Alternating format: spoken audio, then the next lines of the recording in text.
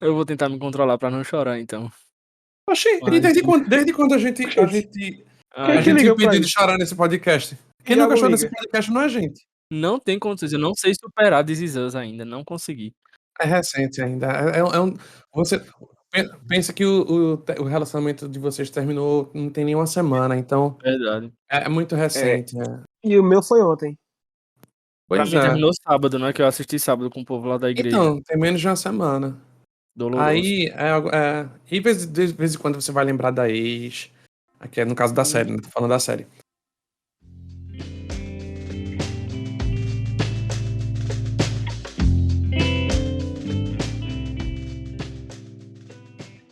Fala, meus benditos, e aí, como vocês estão? Aqui quem vos fala é Pedro, e sem mais delongas, eu não vou fazer nenhuma piadinha, porque este episódio não é de piadinha, este episódio é pra chorar, porque nós vamos falar de uma das maiores e melhores séries de todos os tempos, uma das mais dramáticas, talvez a mais dramática que eu já assisti, que mais me fez chorar e que mais me emocionou, porque, enfim, This Is Us é isso, e hoje nós vamos falar sobre This Is Us. Mas eu não estou sozinho. Eu estou aqui com dois amigos meus. Eu estou aqui com Eric. Oi, Eric. Olá, gente, tudo bom? Eu vim aqui tentar soltar pílulas de piada para tornar o episódio um pouco mais leve e evitar grandes choros. Talvez eu mesmo não consiga, mas a gente tenta, né? E já começo dizendo que Beth Pearson é a melhor personagem da série e só minha opinião importa. Eu já vou discordar. Não, tudo bem. Você tem todo o direito de estar errada. Aproveitando sua discordância, eu também estou aqui com meu amigo Caleb. Oi, Caleb. E aí, galera? E aí, Pedro Rubens e Eric Luthier? Eu vou fazer uma piadinha. Não, o que não é novidade. Qual a diferença do almoço de domingo pra casa de família? Hã? Eu tô com medo dessa resposta. Eu só consigo pensar em barraco, mas eu não sei. Eu tô com medo. A diferença é que casa de família tem uma plateia e é gravata. Nossa. Meu Deus, eu não acredito que tu fizesse isso, Caleb. De certa forma, eu acertei que tinha barraco, né, na história. É verdade. É verdade. Eu não sei se eu fico feliz por ter acertado isso ou não. Talvez não seja uma coisa boa, não sei. Não, é horrível, horrível. Essas coisas só podia vir de Caleb. Mas enfim. Vamos começar o nosso episódio. E antes de começar, eu preciso dar a você um pequeno alerta que esse episódio vai ter spoilers de This Is Us. Principalmente da temporada final, que acabou na última semana. Acabou a temporada e acabou com a gente e destruiu a nossa vida. Mentira, destruiu não. Mas, enfim, vai ter spoiler de This Is Us à vontade aqui, porque a gente, assim como a série, não vai ter filtro pra falar, porque a gente precisa falar de determinadas coisas que, principalmente da conclusão. Mas vamos lá, o que é This Is Us? This Is Us é uma série da NBC, canal americano, que conta a história da família Pearson. Jack, que é o pai, Rebecca é a mãe, e os trigêmeos, o Big Three, que são respectivamente Kate, Kevin e Randall. Esse Big Three, na verdade, seriam três irmãos que compartilhavam do mesmo sangue, porém, no momento do parto, Rebecca perdeu um dos filhos, quase que perdeu dois, mas enfim, ela conseguiu ter dois ainda, e o terceiro foi uma adoção, que aconteceu no momento que ela perdeu o bebê, uma outra família, uma família negra, hippie, inclusive, a mulher pariu, e eles não queriam ter o filho, eles não tinham condições, porque era uma família pobre, era uma família hippie, que não tinha condições de dar uma boa vida à criança, e aí para não abortar, eu entendo isso na série, para que eles não tivessem a prática do aborto, eles simplesmente colocaram a criança na frente do corpo de bombeiros, e aí o bombeiro pegou a criança, levou para o hospital, onde Rebecca tinha acabado de parir os dois filhos. E como eu não vou dizer que é coincidência, mas enfim, na hora que Jack estava olhando os seus dois filhos que nasceram, o bombeiro que levou o terceiro, né, aquela criança que tinha sido abandonada, para lá, o bombeiro olha para Jack e diz: quem são os seus? Porque eles estavam com a roupinha, né, o Big Three, esperando o terceiro. E Jack diz que são aqueles dois, só que o terceiro não nasceu, não conseguiu nascer. E aí o bombeiro olha pra ele e faz, talvez o terceiro esteja ali do lado dele. E de fato, realmente esteve. É tanto que eles adotaram aquela criança negra, que é um dos debates da série. E foi a criança chamada Randall. E aí a série se passa no passado ao quadrado, porque mostra eles criancinhas, bem criancinhas mesmo. Eles um pouco maiorzinhos, eles adolescentes. Nos dias atuais, eles adultos. E a partir da segunda temporada começam a ter alguns flashes muito, muito pequenos e muito sucintos do futuro. Só que desde o início da série nós já sabemos que o pai, Jack, na adolescência dos meninos, Jack já tem falecido em algum momento da adolescência deles. E aí a gente precisa meio que lidar com a expectativa de ver a morte de Jack e todos os dilemas que eles precisaram enfrentar. Mas, em suma, This Is Us é isso. Ela é uma série muito sobre a vida real. Eu lembro que eu escrevi a crítica lá para o site, para o banco de séries, e eu comecei falando sobre isso, porque This Is Us é uma série de ficção, mas que ela é muito alicerçada na realidade, porque, não, ao meu ver, é uma série que não tem muito filtro, ela é muito singela ao tratar da vida real. E aí, já pra gente começar, vou falar uma coisa que não tava aqui na pauta, mas eu queria saber dos meninos agora, qual foi o primeiro contato que vocês tiveram com This Is Us? Como foi que vocês conheceram a série? Posso começar? À vontade. Pode sim. No meu caso, foi o projeto de séries do Banco de Séries, né? Como, eu e Pedro, a gente faz parte do Banco de Séries. E aí, eu uso a Media Tracker, para quem não é familiarizado, né? É uma rede social, digamos assim, que você administra as séries que você assiste, para você não ficar perdido nos episódios, você comentar, você dar nota, etc e tal. E aí, eles fazem o lance que é projeto, que é tipo, nos Estados Unidos é separado por 4 temporadas de estreias, né? A Fall Season, Mid Season, a Summer Season e acho que tem a Spring Season. E aí, cada temporada dessa, o banco de séries ele lista todas as séries, assim, não todas, mas grande parte das séries que estreiam dessa temporada, e você meio que um desafio para você assistir pelo menos o primeiro episódio de todas eles, para você conhecer séries novas, e aí se você gostar de alguma, você começa a acompanhar alguma. E aí, na época, era 2016, quando estreou, This Is Us, foi 2000, Isso mesmo. E aí eu lembro que nessa época eu ainda fazia o projeto, não fazia 100%, eu não conseguia assistir todas, mas eu via boa parte, tipo, boa parte não, mas acho que uns 50%, 60% das séries que saíam. E aí a primeira vez que eu vi This Is Us foi isso, assim, fui assistindo a série por causa do projeto, vi o piloto, que é o primeiro episódio, e aí já gostei de cara. Assim, já no primeiro episódio eu já chorei, a verdade é essa. Exato. E aí eu já comecei a série caindo no choro. E aí eu falei, pronto, então eu vou acompanhar. E ainda bem que eu acompanhei. Esse foi o primeiro contato. E você, Caleb? Meu primeiro contato com This Is Us foi por causa de Pedro Rubens. A gente tava rindo aqui que Pedro Rubens era o maior panfletador de This Is Us que esse mundo já conheceu. E eu posso provar. A gente conversava bastante. Foi antes de começar o podcast, né? É verdade, quando começou o podcast, eu já comentava que eu queria gravar um episódio de This Is Us, é verdade. A gente se conheceu pouco tempo antes de começar o podcast, pra falar a verdade. E a gente ficava conversando sobre séries, sobre filmes, sobre Star Wars. E Pedro sempre me dizia, pô, bicho, assiste This Is Us, é legal e tal. Eu choro quando eu assisto. Aí eu dizia, velho, eu vou assistir uma série pra chorar. Qual a lógica disso? Até que um belo dia eu me dei me dei o luxo de assistir, né? Beleza, eu vou assistir aqui um episódio. E de cara eu não gostei, pra falar a verdade. Não gostei. Nossa Senhora. Parada pra caramba, velho. Bem parada. Mas eu vou parar aqui um tempo e eu não vou assistir agora. Aí passei um tempo sem assistir. Começamos o podcast. E aí eu comecei a assistir a série, né? E cara, eu não me arrependo de jeito nenhum. Não me arrependo de ter começado. Não me arrependo de ter assistido completa. Cara, This Is Us é a minha série favorita, bicho. Sem tirar nem colocar. De coração mesmo. Eu acho que o meu contato, só pra dizer, minha resposta também, né? O meu contato com This Is Us foi durante a pandemia, foi logo no início da pandemia, um casal... Eu já tinha adicionado essa série na grade. Eu lembro que quando começou a passar, foi uma das muitas séries que eu baixava e eu não assistia. Eu acho que eu baixei os 5 primeiros episódios, não assisti, ou dei play no primeiro e não continuei, não terminei. E passou. Quando foi no início da pandemia, meus amigos da igreja começaram a assistir e me indicaram e eu disse, tá, vou assistir também. Pronto, só foi o que deu. O resto é história e hoje tô panfletando This Is Us, tô chorando porque acabou. Mas vamos lá começar a desbulhar essa série, né, que é... Pra começar, a gente precisa falar sobre família, né, que são os Pearsons.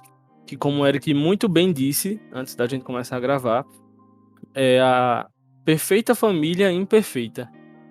Porque você olha pra Jack e você sente raiva, porque você quer ser aquele homem perfeito como Jack era, porque você, putz, o cara fazia de tudo pela mulher. O cara fazia de tudo pelos filhos, e ainda quando errava, ele sabia ter a humildade de chegar e dizer, não, eu errei, me perdoe e tal. E, cara, Jack é realmente um... Talvez, meu Deus, eu posso estar falando uma grande heresia, e eu peço perdão aqui se eu estiver falando, mas eu acho que Jack se equipara muito com aquilo que a gente lê na Bíblia sobre amar a esposa como Cristo amou a igreja, sabe? Eu acho que Jack chega muito próximo a isso, do que nós como cristãos devemos ser para com as nossas esposas. E, além de Jack, nós temos também o outro pilar, que por muito tempo na série, às vezes você, talvez por ser mal compreendida, nós temos do outro lado de Jack, temos Rebecca, que por muitas vezes eu olhava pra Rebecca e eu não suportava ela, mas depois de um certo ponto eu dizia, caramba, ela é a mãe incrível. Ela é uma mãe incrível que tá fazendo de tudo pra cuidar dos seus filhos e da sua casa, sabe? E é incrível você ver o desenvolvimento dessa família, tanto individualmente, porque a série mostra as vidas deles, respectivamente, antes de se conhecerem, os dilemas que eles passavam com os pais, como era a vida de solteiro, digamos assim. E como foi a mudança de vida deles a partir do momento que eles se conheceram, né? Eu acho muito massa o jeito que o Rubinho fala de Jack aí. Quando ele fala, ele equipara aquele versículo que devemos amar a esposa, assim como Cristo ama a igreja. Porque não deixa de ser um retrato, né? Um retrato de cuidado, um retrato de amor. E isso... desculpa, cara, só um acréscimo. Vai lá. Não, só que é um adendo mesmo. E isso não se limita só a quem é crente, não. Não é só quem é crente. Verdade, não é só quem é crente que ama a esposa como Cristo ama a igreja, não. Nossa, certeza. Tem gente que é crente e nem ama. Desse jeito. Não quero pagar de advogado do diabo contra crente aqui, não. Mas é porque realmente tem muita gente que não conhece esse versículo, mas ainda assim ama a esposa de forma honrosa, respeitosa e sincera, e intensa, né? Então, mesmo sem o conhecimento dessa orientação bíblica, eles acabam sim cumprindo ela, entende? E a gente sabe, e aí no fim das contas a gente sabe que na verdade isso não provém naturalmente deles, mas de Cristo, né? De Deus. Mas enfim.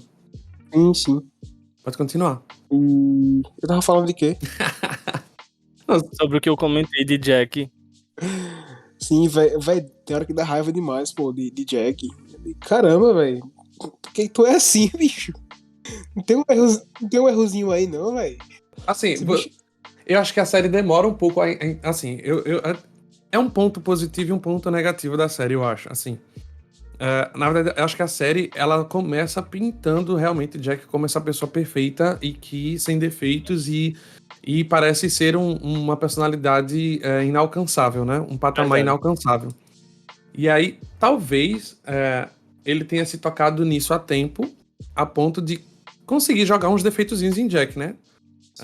Teve todo o problema dele com o alcoolismo, né? E aí tem todo o background histórico da criação dele com o pai e tudo mais, da família. E aí você meio que entende um pouco do porquê ele ser tão perfeito. O jeito ali de como ele trata o pai também, né? Como um defeito. Isso, o fato dele ter passado anos e anos meio que ignorando, de certa forma, o irmão, né? Porque até então... Mexendo um pouco fraco agora. Não, mas é porque até então Nick só aparece... A gente só descobre de Nick mais pra frente. A série não aborda muito isso. Né? Sim. E aí, se você parar pra pensar direitinho, se Jack é esse cara tão perfeito, familiar, no quesito família, poxa, Acho que já na primeira temporada, Nick mereceria ter sido apresentado, ter sido retratado, tá ligado? De alguma Concordo. forma. Então, meio que isso também mostra que Jack não foi 100% perfeito, né? Exatamente. E aí é aquele lance.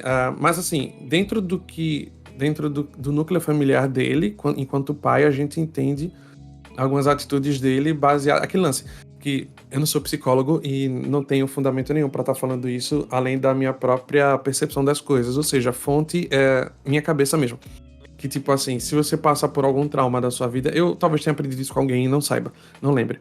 Mas se você passa por algum trauma na sua vida, tem duas alternativas, né? Ou você repete aquele padrão, ou você faz o extremo oposto daquilo. Exato. E aí, talvez por isso, num contexto que Jack tinha com os pais, mostra que ele foi para um oposto daquilo, sabe? Meio que nisso. Mas enfim. Ele tentou espelhar fazendo o oposto do que o pai fazia com ele. E com relação ao que você falou aí de Nick, que Nick deveria ter sido apresentado desde a primeira temporada, já que Jack era essa pessoa tão aparentemente perfeita, a gente consegue perceber isso porque Nick é apresentado quando Jack vai até ele na guerra pra pedir perdão pela relação que eles tinham, né? Quando Nick tá lá revoltado, com o cabelo grande, de óculos e tal, e Jack chega pra pedir desculpa a ele. O Jack se alista, vai pra guerra, sofre pra caramba pra depois de um tempo conseguir chegar no pelotão onde Nick tá pra conseguir finalmente ter acesso ao irmão e pedir perdão a ele. Então a gente já consegue perceber que, por mais que a série realmente tenha pintado o Jack como esse cara perfeito, mas a imperfeição de Jack ainda assim consegue aparecer durante o decorrer das 6 temporadas. E a gente também tem Rebecca, né, que foi o sustento dessa família por 6 temporadas. Porque às vezes a gente olhava, feito eu disse, às vezes eu olhava pra Rebecca e eu dizia, velho, que mulher tão chata, que mulher tão chata. E aí quando termina a última temporada, acho que na terceira temporada eu já tava olhando pra ela de uma forma completamente diferente. Porque você começa a perceber que ela ficou sozinha pra cuidar dos filhos. Ela tava viúva. E ela tinha 3 filhos na adolescência, que é uma fase super complicada, que ela precisava lidar. Então, assim, é muito justificável muitas das coisas que Rebecca fazia, muitas das atitudes dela. Até no momento da morte de Jack, que é uma cena, assim, impecavelmente bem feita, lindíssima, e que foi trazida à tona agora nesse penúltimo episódio. A forma como ela reage pra dizer a notícia aos filhos e tal. Ela sai do hospital em estado meio que de choque, mas ao mesmo tempo tentando se recompor pra falar com os filhos. Cara, a Rebecca é uma mulher muito forte. Ela é uma mulher muito. Muito velho. Eu não sei se exemplar seria a palavra certa, mas ela é uma mulher incrível. Incrível mesmo. Mas nesse caso de Rebecca, eu culpo um pouco o próprio roteiro da série, porque nas primeiras temporadas o foco maior, central da família é Jack, né? Isso é do roteiro mesmo. Eles querem evidenciar e escancarar que Jack é quem é o elo de toda a família em si. Exatamente, o melhor, a âncora de tudo. E aí, pra ser bem honesto, as pessoas começaram a reparar muito mais em Rebecca, e eu digo até por mim mesmo, nessa última temporada. Ou talvez na quinta também, tá ligado? Mas desde o desenvolvimento do lance do Alzheimer dela. Isso é verdade, mas é porque assim, a série começa a mostrar mais Rebecca nessa parte aí, né? Sim, Acho só que é meio que. Sim, só que isso se você parar pra pensar, isso é meio que errado, porque no fim das contas, ela quem sustentou, como o Pedro falou agora, a família depois de Jack. E são todos adultos já, e você já teve muito tempo pra mostrar a Rebecca em si. Ela na verdade teve mais tempo pra mostrar a Rebecca do que o próprio Jack, na verdade, sabe? Com certeza. Só que aí o foco da série é porque assim, tô já entrando no assunto e entrando no outro, mas é porque assim, desde o início não, mas muito no início da série, o foco maior é aquele lance, né? Como o Jack morreu. Esse é o grande gancho que prende você à série de início. É É verdade. de descobrir como o Jack morreu. Então faz sentido girar tudo um pouco em torno de Jack. Só que essa resposta a gente já tem na segunda temporada. Isso. Então, da segunda temporada pra a terceira, quarta, quinta, pra chegar na sexta, e só na sexta eles fazem essa grande homenagem à Rebecca. E no fim das contas, e o legal é que o sentimento, no final das contas, nessa última temporada, é justamente isso. Ele falou, caramba, na verdade, usando o termo mais popular, na verdade era tudo sobre Rebecca, não era sobre Jack. Verdade. Você meio que tem esse estalo só na última temporada. Não sei se isso foi exatamente planejado. Eu acho que não, pra ser bem sincero. Mas ela meio que fica apagada, entre aspas, até esse momento. E, na verdade, assim, talvez tenha sido de forma inconsciente, mas não totalmente inconsciente. Talvez o roteiro tenha levado a gente a pensar isso inconscientemente. Eu não sei se tá fazendo sentido. Mas todo aquele lance de quando a gente vê que Jack morreu e a gente já tem um tapa na cara de ver que Rebecca tá com Miguel. Nossa. Indiretamente, eu sei que indiretamente você pode negar, mas você meio que virou o rosto nesse momento pra Rebecca. Você Isso. julgou Rebecca.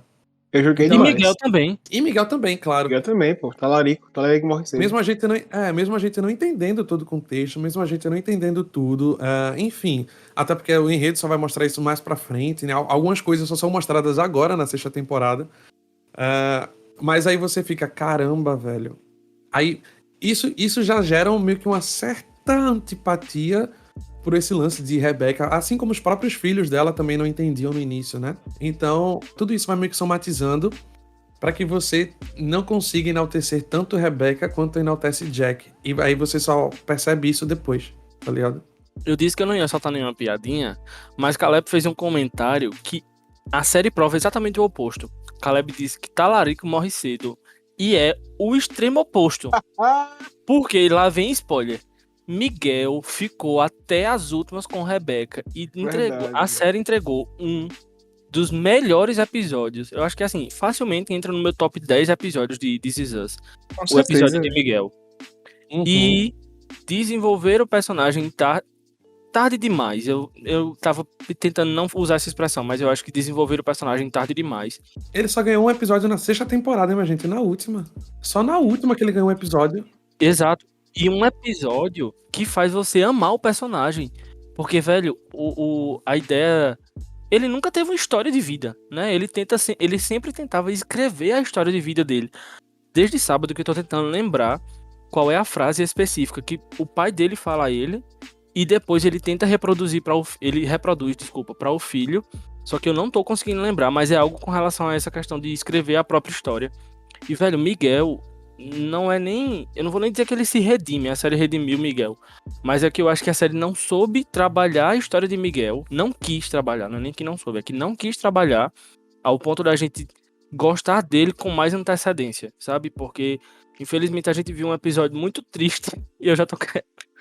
A gente viu um episódio muito triste de uma pessoa que vai até as últimas, acordando de manhãzinha cedinho pra cuidar da pessoa que ele sempre amou, pra no final morrer. Gente, não existe um negócio desse. É muito triste, é muito pesado. Tanto a história do personagem quanto o que a série faz com ele. Então, nem sempre Talarico morre cedo. E eu acho que agora eu não consigo mais enxergar Miguel como um Talarico.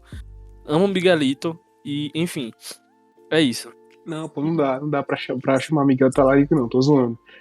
Mas, velho, eu concordo com você que desenvolveram o personagem tarde demais. Eu queria muito de verdade ver a história dele. Ele criança lá. Nossa, Como a gente viu nesse episódio dele. Bicho. Como ele chega nos Estados Unidos, bicho. A cena final dele olhando pra árvore. Ai, Jesus. Que dor no coração. Eu queria muito ver também sobre ele com os filhos dele, né? Que é uma coisa que aparece muito pouco. A relação deles. Parece ser bastante. Acho que parecia ser bastante com a de Jack, com os filhos, quando brigaram. O Jack com o irmão, né? Passaram o tempo todinho brigados lá. Brigados não, Nick sumido, né? Na verdade. Escondido lá. Mas eu queria ver bastante, bicho. Queria ter visto bastante a história de Miguel com os filhos, de Miguel com a esposa também. Mostram bastante, bem pouco. E Pedro, essa frase que tu fala é essa desse último episódio, Não, é do episódio de Miguel mesmo. Episódio de Miguel. O pai dele diz uma... Mas é do episódio da última temporada, né? Isso, da última temporada. Ah, entendi. Eu tô tentando lembrar também, velho. Eu tô procurando aqui no meu critérios, mas não tô achando. Isso é uma boa pergunta, né? Eita, amigo, deve ter nos comentários do episódio. Exatamente lá que eu tô procurando. Tem uns quotes aqui, mas não é esse não. Tem um aqui que é tipo, acho que ele iria querer o que é melhor pra nós. São duas pessoas favoritas que ele deixou sozinhos em um bar até se tornarem amigos, mas não é essa frase aí. Não é isso Essa é não. do Jack, né? Jack deixa Ele eles tá se lá. referindo a Jack. Exatamente. Jack e Rebecca. Exatamente. Mas, Mas eu enfim, tô procurando aqui e não tô achando. a gente vai... Se a gente achar até o fim desse episódio, a gente fala. Mas a gente falou sobre Jack e Rebecca, e Eric citou uma coisa que eu acho que é muito exato na série. Acho que a série nunca foi sobre Jack, e sim sobre Rebecca. E eu acho que talvez ainda mais foi sobre como a gente deve lidar com as despedidas da vida. Porque eu lembro que quando aparece a primeira vez o dia da morte de Jack, é muito enfático a roupa que Rebecca tá. Ela tá com a camisa do time de futebol Os americano, Steelers. que eles são fãs, né? Que eles Uhum. são Uhum. torcedores. Foi E no aí, dia do Super Bowl, né? isso foi no dia do Super Bowl. E aí, todas as vezes que Rebecca aparecia com aquela maldita camisa, você esperava, é hoje que Jack vai morrer. É hoje que Jack vai morrer. E depois, mais à frente, tem um marco de um outro personagem que envolve uma churrasqueira, e a gente vai falar mais à frente. E aí, quando a primeira citação de uma churrasqueira, que fala que tipo, foi naquele dia da churrasqueira que aconteceu o divórcio. E aí, mais na frente, quando acontece de aparecer a churrasqueira, você já diz, pronto, a merda vai acontecer hoje. É Eu não agora. tô acreditando. E aí eu acho que a série, ela tenta mostrar que a vida é feita disso, sabe? É tipo a música de Maria Rita, Mande Notícias. Eita, eu ia falar de uma música espírita, ó. Não é Mande Notícias do Mundo de Lá. Mas é tipo assim, a série tenta falar sobre despedidas, sobre como a gente tem que lidar com essa saudade e como a gente tem que ter a certeza, nós como cristãos no caso, né? Nós temos a certeza de um reencontro com aqueles que foram escolhidos pelo Senhor e a gente sabe que um dia a gente vai estar junto com os nossos irmãos, com os nossos parentes, só que isso é um processo muito doloroso. Eu lembro que comecei a ler, até parei, porque depois eu vou ler com os meninos, mas eu comecei a ler Isto é Filtro Solar, do Emílio Garófalo, antes de programar com os meninos, tá? Eric, entenda, pelo amor de Deus, você já sabia, eu acho. Uhum. Já Mas sabia. eu lembro que quando o Emílio fala sobre o capítulo 3 de Eclesiastes, ele diz, gente, quando ele vai falar que tem tempo de chorar e tempo de se alegrar, no meio disso tudo, existe um misto de emoções e de sentimentos que estão englobados ali. É como se ele quisesse querendo dizer que Salomão está citando dois extremos para que a gente entenda que o que está no meio também está envolvido nesse tempo. Existe tempo para esse tipo de coisa. E a despedir, o processo de luto é um processo demorado, porque a gente vem meio que se prepara. Às vezes tem situações que são repentinas, eu sei disso. Mas às vezes a gente vem meio que esperando, vivendo um dia após o outro, na espera de que algo vai acontecer e que a pessoa vai falecer e que a gente vai perder alguém. E o pós-luto também é muito doloroso, é muito difícil, porque a gente vive na constante espera de poder reencontrar aquela pessoa. Então a série fala muito sobre isso. Até a gente descobrir como seria o final de Rebecca. Foi um processo que ficava meio que naquele limbo. E aí, vai ou não vai? Vai acontecer isso, ela vai morrer ou não vai? E até pra gente era muito, pelo menos eu acho que até pra mim, eu não sei para os meninos, mas pra mim era meio que doloroso, principalmente porque era uma doença que minha avó faleceu e minha avó tinha essa doença. A Rebecca teve Alzheimer na série e eles tratam isso de uma forma muito humanizada e por isso que eu disse desde o início, é muito sem filtro. O Alzheimer tá muito bem representado ali, sabe? Não tem. Eles não têm medo de. Eles não romantizam, é isso que eu tô querendo dizer. Eles não romantizam o Alzheimer, pelo contrário. Eles mostram tudo o que o Alzheimer faz as pessoas sofrerem, sabe? E eu acho que a série é isso. É um constante. Feito eu escrevi também para o site. É um constante ensaio sobre despedidas. E a gente nunca vai estar preparado para isso. Por mais que a gente tenha a esperança de um reencontro. Eu assisti recentemente, semana passada. Nossa, agora que eu tô pensando, semana passada eu assisti a final de This Is Us, semana passada eu assisti The Father. Vocês assistiram? Ai, meu Deus do céu, Eric. Assisti. Pronto, eu assisti The Father na terça e assisti a final de This Is Us na quinta. Que dor. E as duas produções terminam com esse lance do Alzheimer, né? Uhum. E aí, eu não tenho nenhum parente próximo que tenha sofrido disso, né? Conheço pessoas que têm, né? Familiares que sofrem com Alzheimer, mas não tenho nenhum parente próximo com isso. Então, fala de um lugar que não vivencia, não experimentou isso na prática, no caso. Mas é muito doloroso ver a forma como é trabalhado, né? É impossível para mim não fazer esse paralelo, porque eu realmente vi os dois em dias muito próximos. Uhum. E aí, só que The Father, o filme todo é a partir do ponto de vista do personagem que tem Alzheimer, isso, da mente da pessoa que tem Alzheimer. Enquanto que This Is Us é muito mais um ambiente externo, né? De como as outras pessoas se relacionam com ela. E aí, meio que foram imagens, situações complementares, de certa forma. E aí dá pra ter uma dimensão um pouco maior de como são essas coisas. A verdade é que o plot da Rebecca ter Alzheimer, de certa forma, se comparado com a temporada, com a série toda, foi curto. Porque, se não me falha a memória, foi descoberto no final da 5ª temporada, não foi isso? Eu acho que foi. Assim, digamos assim, o diagnóstico foi. Foi no final da 5ª temporada, isso. Então, o meio que desenvolvimento do Alzheimer dela foi só na 6ª temporada. Então, de certa forma, foi um pouco apressado, mesmo a 6ª temporada tendo 18 episódios. Foi uma forma apressada, porque nem tudo girou em torno do Alzheimer dela, né? Uhum. Tiveram outros plots para serem completos, né? Dos 3 filhos, obviamente, e dela, enfim. Mas achei muito bem feito mesmo, todo... E mostra, assim, mostrou como ter o Alzheimer, ainda assim, não foi nada tão impeditivo para Rebecca.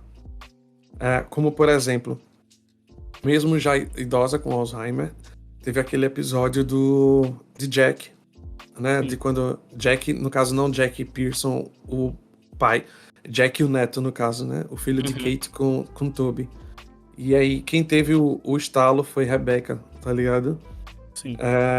Mas tem situações delicadas, como no casamento de Kate, né? No segundo casamento de Kate, aquela cena maravilhosa que ela e eu chorei também valendo, dela tocando piano e toda a família olhando e admirando.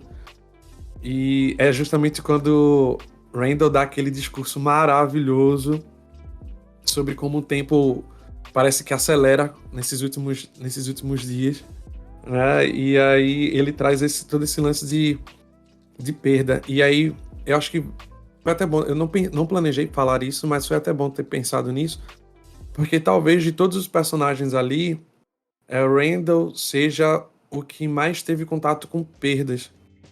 Porque além de perder Jack, que Kevin e Kate tinham perdido, Randall encontra o pai dele, Will, que também perde, e aí tem um episódio muito magnífico também sobre o relacionamento dos dois, que é o episódio que eles viajam de carro de Memphis. Cara, Memphis, né? Aquele ali é um episódio muito pesado, bicho. É incrível. E aí talvez... E além do que, e Randall também conhece a mãe, né? Então... A mãe biológica, no caso, né? Ou tô errado? Não, ele não conhece. Não, ele não chega a conhecer, não. Ele não chega a conhecer, não, né? O esposo, o viúvo da mãe, no caso. Isso mesmo. Foi mal. Mas aí talvez o Randall seja o que mais tenha tido contato com a perda, no caso da paternidade, 3 vezes, né? Jack, Will e A mãe. E Rebecca. Além de todo o processo ao longo da vida de saber que é filho adotado, e ter toda essa perspectiva de, tipo, quem são meus pais, eu quero reencontrá-los, etc e tal. E de como isso acontece. E aí, desde antes, a série, ela meio que já dá esse contato com a gente sobre perda, né? Ela já vai falando um pouco sobre isso. E, enfim, aí quando o Randall fala naquele discurso final, eu gosto de Randall porque eu sei que muita gente não gosta de Randall, que ele se torna um pouco... eu já tô entrando meio que no plot dele, né? Foi mal, mas mesmo ele sendo aquele cara meio metódico, meio chato, eu me identifico porque eu sou um pouco assim também, mas eu vejo que ele é muito racional nas coisas e isso faz com que alguns coaches sejam, de certa forma, os melhores coaches, assim, as melhores reflexões, não as melhores, mas grande parte, pra mim, sim, sejam dele, né? Do ponto de vista dele, justamente porque ele tem muito esse olhar analítico das coisas. E eu gosto. É bom, mas ao mesmo tempo é prejudicial, dependendo da circunstância. Alguns podem dizer que é sem sentimento, né? Mas eu gosto disso. Enfim, aí ele meio que já teve esse contato com perdas e talvez pra ele seja mais... se você reparar na temporada final, no último episódio, na verdade, nos 2 últimos, ele tem um certo destaque. Eu entendo que no episódio do trem, né? Kate talvez seja o grande Chan, né? Porque Rebecca tá lá esperando ela. Mas no fim das contas, eu sei que eu não tô querendo fazer rinha de irmãos aqui não, tá, gente? Mas aquele lance, né, no fim das contas, ela aperta a mão de Randall no final, quando ele pede pra dizer oi pra Jack. E esse último episódio mesmo, Randall tem um foco maior nas coisas, né? Todo o lance do neto dele se chamar Will. É incrível. É uma faca no coração, Jesus amado. Pronto, enfim, todas essas reflexões que giram em torno dele. Além do que, eu vou falar novamente que eu preciso fazer isso, eu estou com um sorriso no rosto. Ele é casado com a melhor personagem da série, que é Beth, então é isso aí. Aproveitando que a gente já tá falando de Randall, a gente pode entrar na temática dele, né? Que, tipo, são questões bem delicadas. A questão da adoção, que desde a infância ele sofre com isso, né? Porque, querendo ou não, primeiro que Randall é negro, é adotado. Então, a família toda teve que meio que aprender a lidar com uma criança negra. E eu acho que a coisa que eu mais... Não é que eu me choque, eu não sei nem qual é a palavra que usar, mas uma coisa que me lembra muito sempre que fala dessa questão de Randall é o episódio da piscina. Que Rebecca insistia em passar protetor solar nele. E aí quando ela foi conversar com a mãe de um dos amigos dele, que eram negros, era uma comunidade negra, e Rebecca foi conversar, ela disse, não passe protetor solar, passe hidratante nele, é diferente e tal. E aí, pra mim, isso é muito marcante, essa cena, sobre o processo de adaptação da família, o processo de conhecimento de uma cultura completamente diferente, de uma adaptação diferente pra família. Enquanto que Randall também sofria com isso, sofria com a questão de, tipo, ele era o garoto prodígio da família, né? Ele era o mais inteligente, ele era envolvido com tudo, ganhou bolsa de estudo, envolvido com política, super motivado em tudo que fazia. Nessa última temporada, tiveram 3 episódios que contavam a mesma cena sobre a perspectiva de cada um dos filhos, que foi o episódio da piscina. E a gente percebeu muito claramente que Randall era o filho favorito de Rebecca. Isso não ficou nenhuma dúvida, pelo menos eu acho. E ele fazia de tudo pra tentar meio que ficar no lugar do pai, ser o sustento que Jack era pra família, antes dele falecer. E por isso ele se cobrava demais. E por consequência, ele meio que se colocava num papel que não era dele. Ele queria assumir o papel de pai da família e, entre aspas, entendo o que eu tô querendo dizer, ele meio que deixou de viver por causa disso, ou ele adotou esse estilo de vida por causa disso.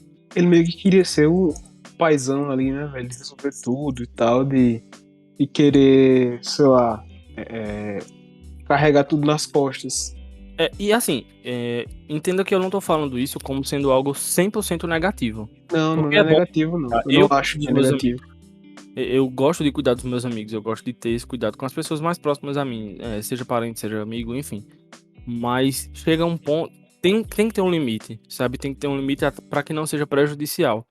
E eu acho que no caso de Jack se tornou tão prejudicial que a série até trabalhou a questão da ansiedade que ele adquiriu, se eu não me engano, na 3ª temporada, que ele precisou passar por um processo de tratamento com um psicólogo, incentivado pela maravilhosa Beth, que é a sua esposa, maravilhosa. Acho que das personagens femininas é a que eu mais gosto, é a que eu mais admiro. E Beth é um encaixe perfeito, é o casal, assim, incrível, os dois se complementam. Aquela brincadeira que eles tinham de... vamos Worst pensar... case scenario. Isso, os piores cenários possíveis, inclusive no dia do enterro da mãe, eles fazendo esse tipo de coisa. Eu não conseguia nem rir, gente, porque por mais que fosse engraçado, os cenários que ela tava propondo pra ele, tipo, ele ia encontrar o pai, o bisavô de Miguel, não sei o que lá, velho, é engraçado olhando hoje, mas diante da circunstância ali, foi algo que tava mexendo muito comigo, mas eu acho que Randall não seria o personagem que... Eu acho que, por mais que era que falou, né, que tem gente que não gosta dele, mas eu acho que ele ainda assim é um personagem amado, mas eu acho que ele talvez não fosse tão amado se não tivesse Beth. Eu acho. Né? Posso estar errado, mas, enfim. Só uma correçãozinha, Pedro. Tu falou Jack lá no começo, mas é Randall. Eu acho que Randall, ele é um cara que ele sofreu muito, tá ligado?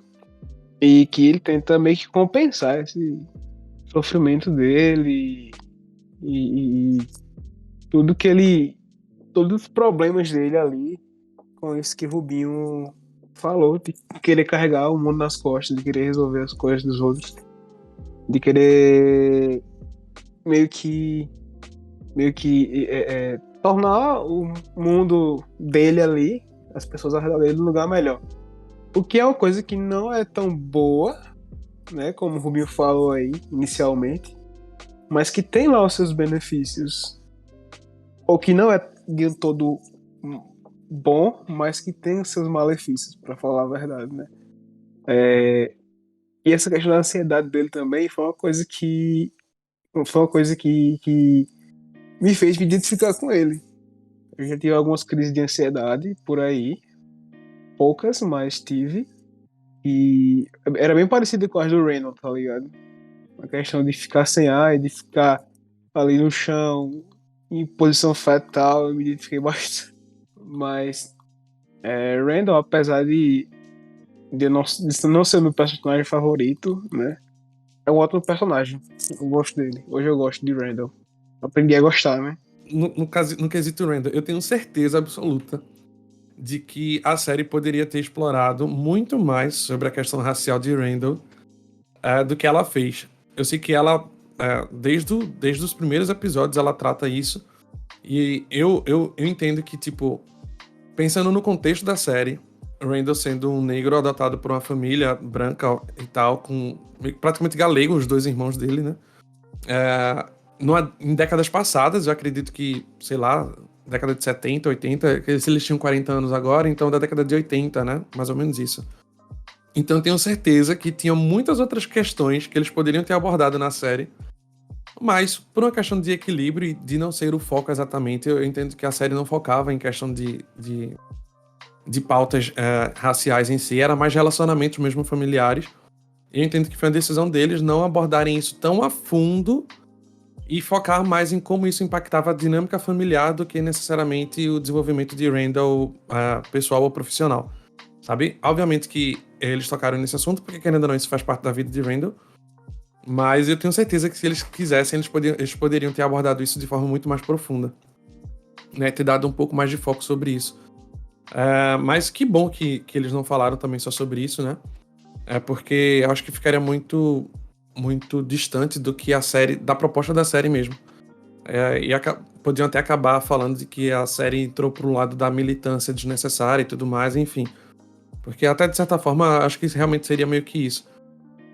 Tiraria o brilho de This Is Us, o brilho de que é uma série que fala meio que do dia a dia mesmo, enquanto família, né? E aí o bom foi isso.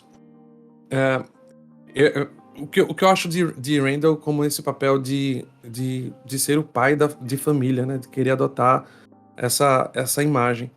Todo esse lance, se você parar pra pensar e relembrar a história de Randall, comparando com dos outros irmãos quando criança, né? Ele sempre teve mais esse senso de responsabilidade, isso desde criança. Tem aquele contexto de que Kevin era o descolado, né? O popular da escola, e tudo mais, e Randall sempre foi o mais estudioso mesmo, de ter que se provar, né, de certa forma. E aí ele foi o primeiro a ter, se eu não me engano, Beth foi o primeiro namoro dele com quem ele se casou, diferente de Kevin, que foi inconstante em relação a relacionamentos, né, e tudo mais.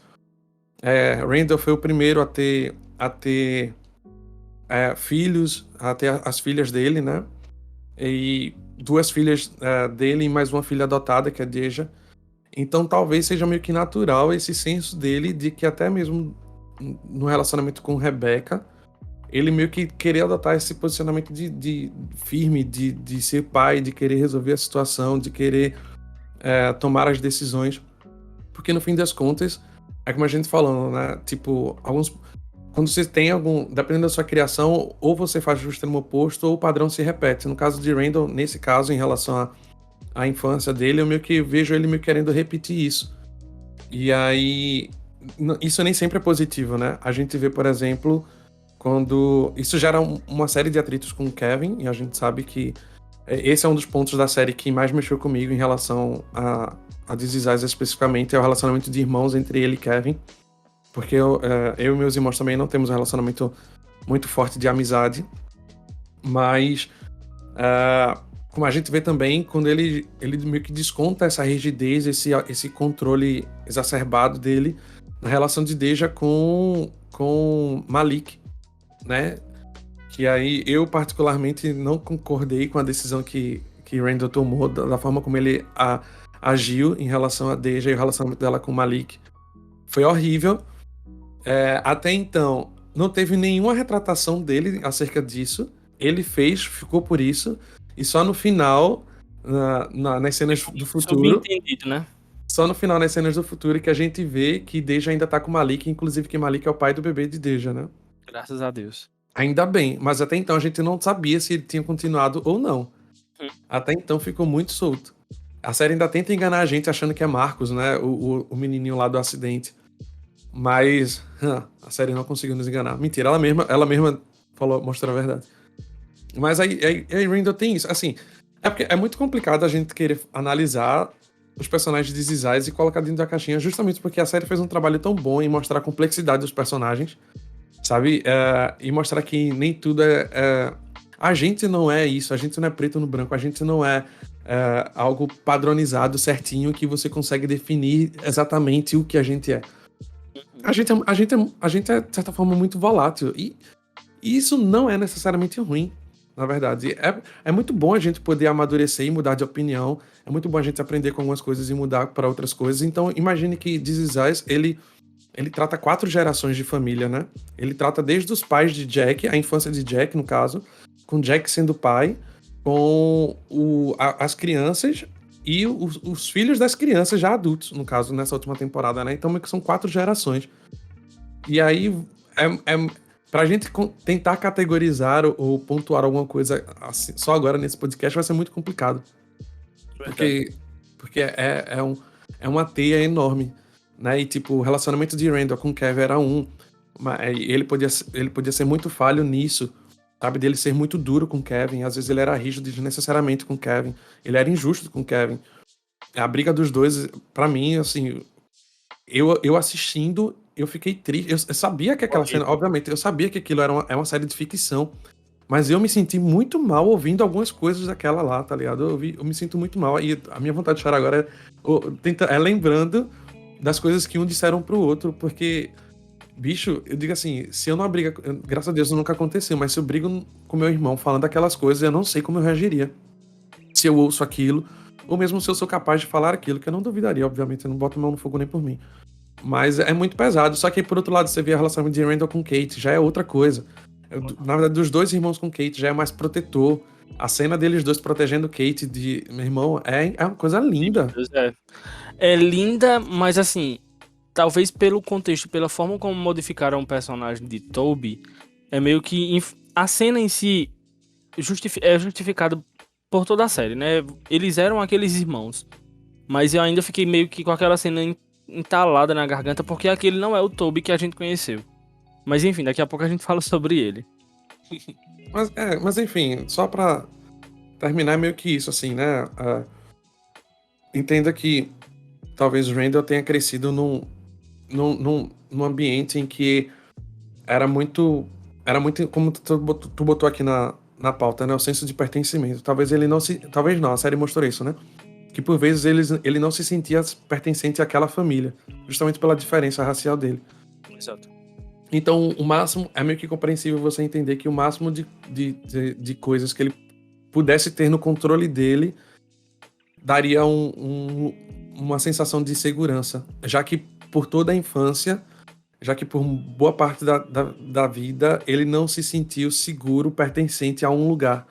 Então, ele construiu um lugar que ele era o chefe da família, digamos assim, né? E ali ele tava, entre aspas, entre os dele, tá ligado? Beth negra e as três filhas e todo o contexto. E como ele melhorou esse conceito desde que ele conheceu o Will. Ah, é. Desde que ele teve aquela experiência com o Will. Enfim, E já que tu citou Kevin, as dificuldades, né, de irmãos que eles tinham, vamos falar sobre ele agora, que é um personagem que eu odiava até a metade da segunda temporada. Eu não suportava olhar pra cara de Kevin. Tipo, pra mim, tudo era muito desnecessário. Pra mim, era um personagem que eu não queria nem olhar. Eu ainda preferia olhar pra Kate do que pra ele. Aí é E aí, demais, pô. Peraí. e aí, na segunda temporada, eu comecei a enxergar Kevin de uma forma muito diferente. Eu acho que talvez até pela forma como a série trabalhou mais na segunda temporada o personagem, que foi quando aprofundou no vício do alcoolismo dele. É, no meio que no abandono, porque. E aí entendam as devidas proporções do que eu tô querendo dizer. Se você olhar direitinho, eu vou citar até como exemplo os episódios de quando eles eram crianças e eles iam pra piscina. O pai sempre ficava de olho em Kate na piscina. A mãe sempre ficava de olho em Randall. E Kevin meio que era abandonado, digamos assim. Entendam as devidas proporções do que eu tô querendo dizer. sim. Além disso, Kevin nunca teve um bom relacionamento com o pai. Só que eu acho que a série tenta meio que compensar isso colocando Nick na vida dele, cruzando os caminhos dele com Nick, porque o relacionamento que ele nunca teve com o pai, ele teve com o tio. E é um relacionamento muito bonito, porque ambos se salvaram. Eu acho que é algo que a série fala muito como, através da vida de Kevin e de Nick, como pessoas podem nos ajudar a sair do fundo do poço. E o próprio Nick diz a ele no último episódio, antes do enterro de Rebecca, Nick diz a ele: quando eu tava sozinho lá no trailer, eu não tinha nada por que me importar. E eu agradeço nele, não disse que agradece, mas depois que Kevin apareceu na vida dele, ele tem agora com quem se importar, e isso é bom pra ele. Ele não sabia que ele gostaria de ter algo por quem se importar.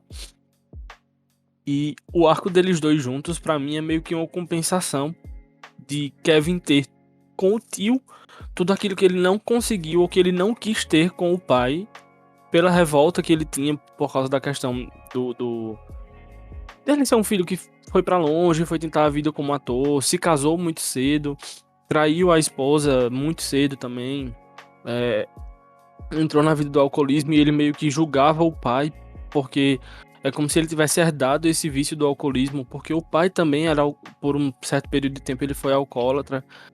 E a vida de Kevin não é, por mais que eu olhasse pra ele e eu não gostava, eu detestava o personagem, mas talvez Kevin, eu não vou dizer que é o filho que eu mais gosto, que dos três é o que eu mais gosto, porque eu fico muito, pra mim ele e Randall estão em primeiro lugar e Kate pode ficar em terceiro, mas Kevin é um personagem que me ensinou muito durante essas últimas temporadas, principalmente a forma como ele abriu mão da vida dele e entendeu que ele precisava fazer alguma coisa pela mãe, coisa que ele não tinha aparentemente feito durante toda a vida. Porque ele foi embora, ele deixou a mãe com os irmãos, foi viver a vida dele, tentar a vida dele, o que não é errado, gente. Eu não tô querendo dizer que você tentar viver a sua vida, viver o seu sonho é errado.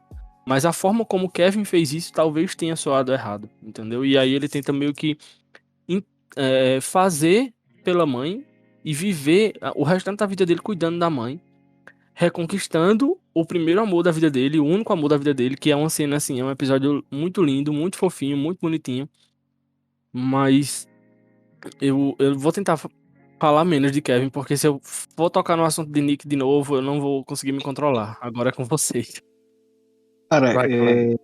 Kevin é o personagem ali que eu mais gosto. É o meu personagem favorito, de verdade.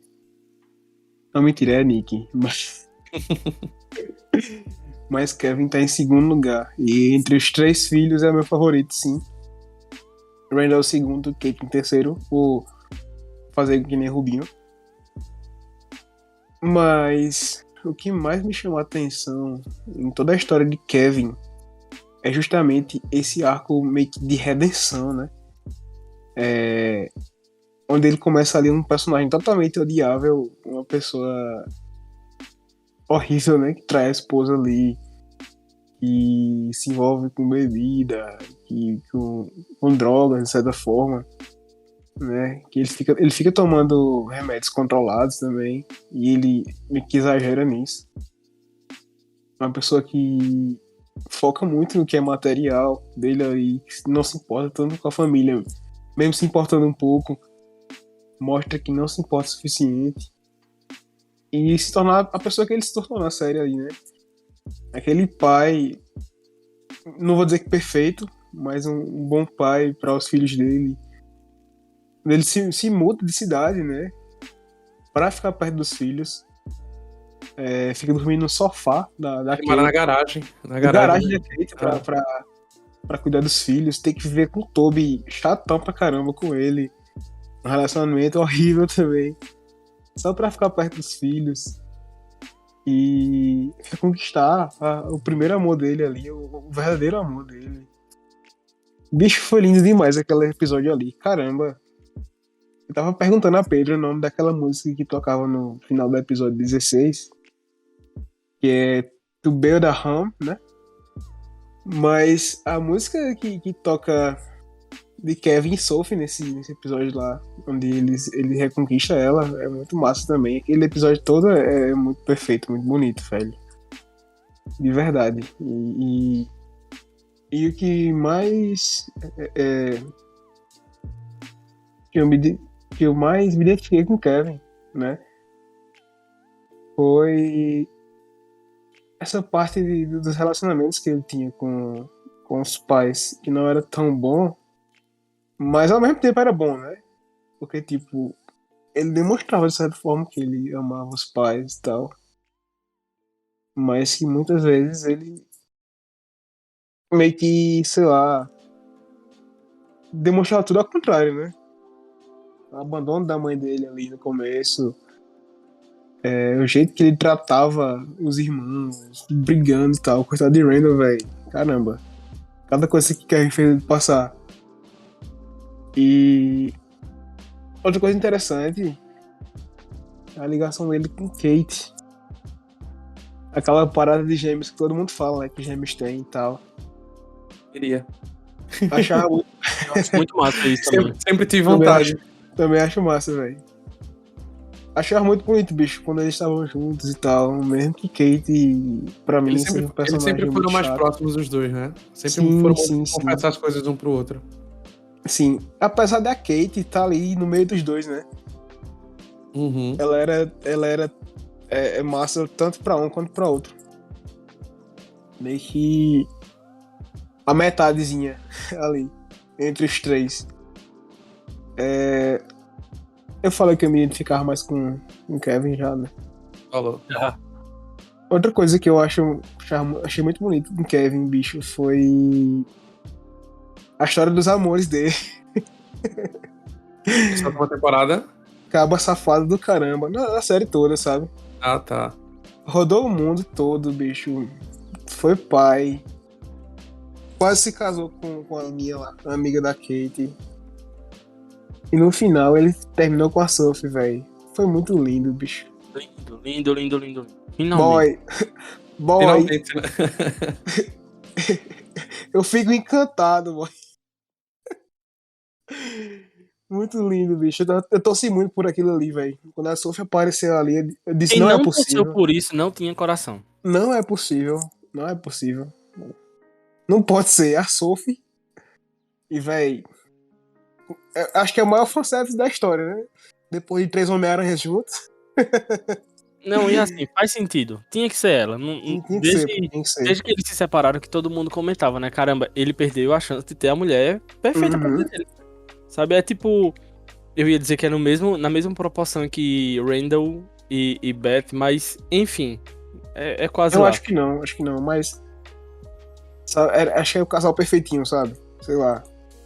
Tipo. Ah, não vou comparar, não. Deixa pra lá. Achei muito lindo, velho. Sério mesmo. Acho que não podia terminar de outro jeito ali, não. Eu também acho. Acho que na série todinha a gente já viu algumas mensagenzinhas, né? Tipo, sei lá, tem que ficar junto. Ah, acho que é pra ser ela, velho. Não sei, né? E terminou como terminou. Ainda bem. Graças a Deus. Amém. Por mais que eu tenha levantado a bandeira toda de Randall, meu personagem favorito também é Kevin. Assim, Não, personagem favorito não, eu já falei, né? Meu personagem favorito é Beth Pearson. Claro. Mas, falei pela terceira vez que tô repetindo isso. Pra não deixar dúvida. Pra não deixar bem claro pra todo mundo. Mas, em relação aos plots, assim, meio que desenvolvidos, eu acho que as cenas de This Is Us que eu me lembro de mais ter chorado, e assim, chorado. Porque, tipo, assistindo a série eu choro, mas assim, é porque cai lágrima, você se emociona valendo, eu já conto como choro. Mas assim, as cenas que eu me lembro de mais ter chorado e ter chorado mesmo, todas foram envolvendo o Kevin. É como eu falei, né? Foi a briga dos irmãos de Kevin e Randall. Mas eu até abri o banco de séries aqui para eu falar especificamente quais foram os episódios. E aí eu queria, inclusive, ler o trecho de uma das falas de Kevin. Mas foram duas cenas específicas. A primeira foi no episódio 5 da primeira temporada. Quando...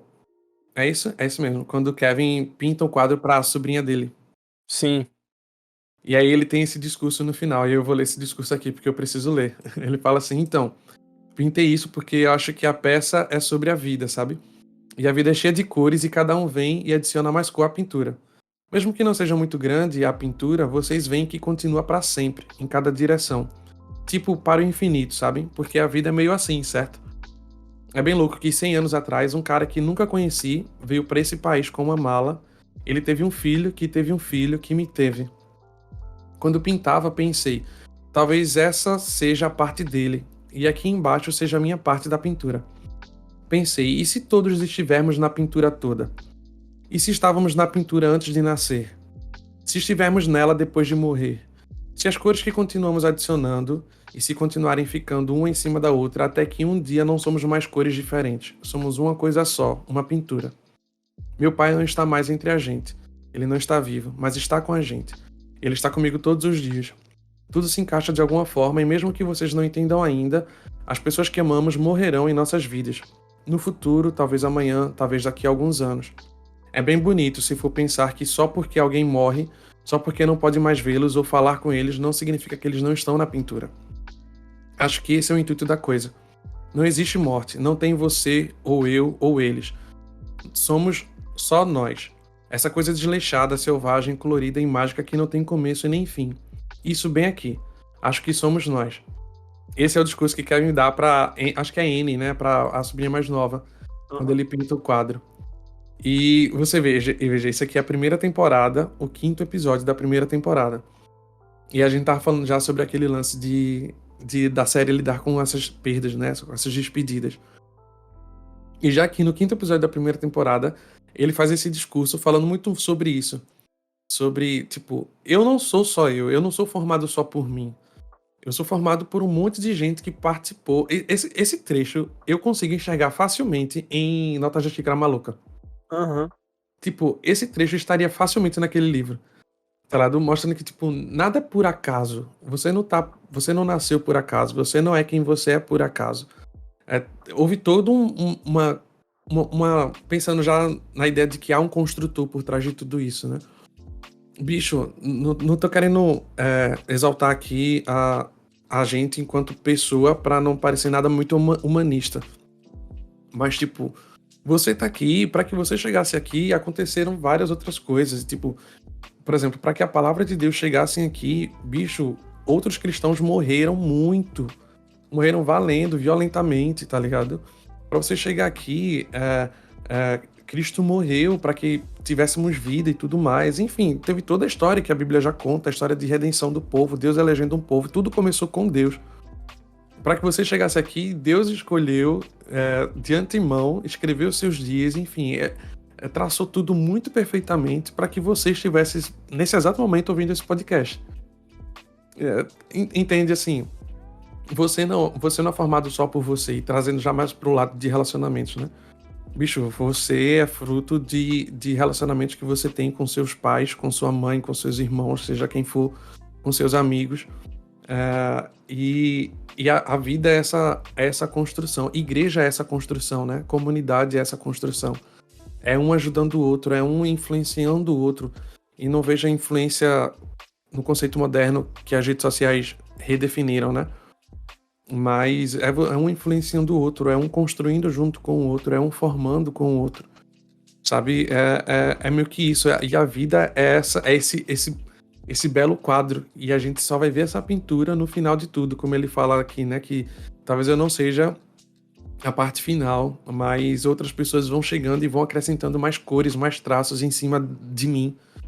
Até para que você não se ache a última tinta, sei lá, a última pincelada do quadro. Você não é isso. Mas vai ter tem toda essa construção que Kevin fala no momento que ele tá mostrando a pintura pra sobrinha. Eu acho que é isso mesmo. E aí, tipo, esse foi um dos primeiros episódios que caramba, velho, esse discurso veio de Kevin, tá ligado? E era justamente aquele personagem que Caleb tava falando que você meio que não dava nada, assim.